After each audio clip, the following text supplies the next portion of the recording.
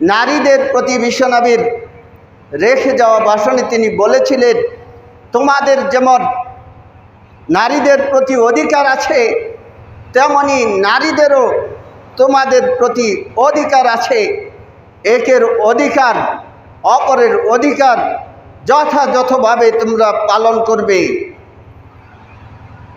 তিনি ভাই ও বোন মনে রাখবেন, আল্লাহ তাআলার নবী বিদায় হজ্জের ভাষণে অধীনস্থ চাকর চাকরানী, দাস দাসী এবং আপনার অধীনে যারা আছেন তাদের প্রতি বিশ্বনবী সাল্লাল্লাহু আলাইহি ওয়াসাল্লাম বলছেন, তোমরা তাদের প্রতি সদয় আচরণ করবে, ভালো ব্যবহার করবে। তুমি যা খাবে তাকেও তা খেতে দিবে।